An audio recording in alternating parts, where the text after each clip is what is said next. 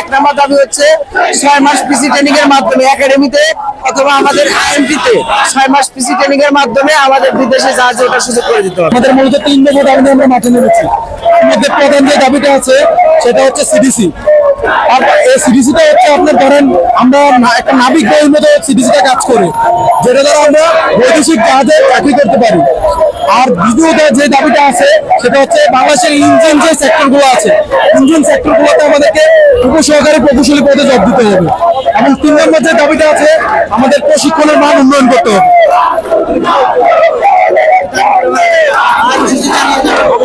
আমরা ইনশাল্লাহ আজকে আমরা এখানে সারাদিন অবস্থান করব। যদি আমরা কোনো সারা শব্দ না পাই আমরা তারপর থেকে কঠিন পরিস্থিতিতে যেতে বাধ্য হবো ইনশাল্লাহ।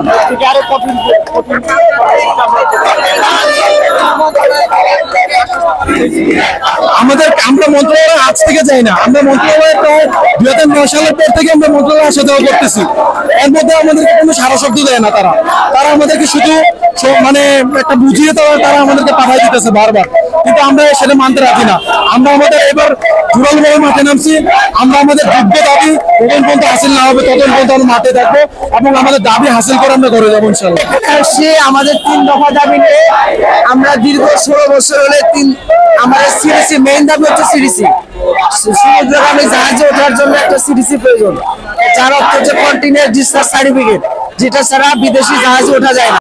আমাদের 1 নম্বর দাবি হচ্ছে 6 মাস পিসি ট্রেনিং এর মাধ্যমে একাডেমিতে অথবা আমাদের আইএমপিতে 6 মাস পিসি ট্রেনিং এর মাধ্যমে আমাদের বিদেশে জাহাজে ওঠার সুযোগ করে দিতে হবে।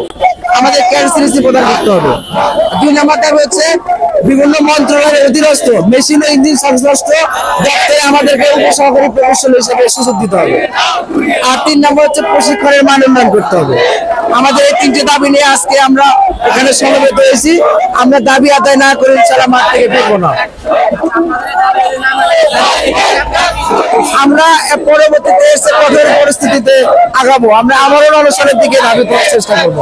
আমাদের মন্ত্রণালয় এবং বিএমইটি আমাদের অনেকদিন ধরে আমাদেরকে ঘোরাচ্ছে।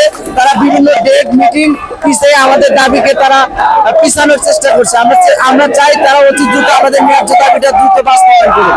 আমরা আসিফ নজরুল স্যার এবং প্রধান উপদেষ্টার কাছে দাবি জানাবো যেন আমাদের এই ন্যায্য দাবিটা অতি দ্রুত মেনে নিয়ে আমাদেরকে আমাদের ক্লাস কার্যক্রম এবং শাটডাউন কর্মসূচি প্রত্যাহার করার জন্য আমাদেরকে অনুরোধ করে। আমরা অবশ্যই ক্লাস কার্যক্রম এবং শাটডাউন কর্মসূচি বন্ধ করে আমরা দাবি মেনে নেওয়া মাত্রই আমরা ক্লাস কর্মসূচিতে ফিরে যাবো।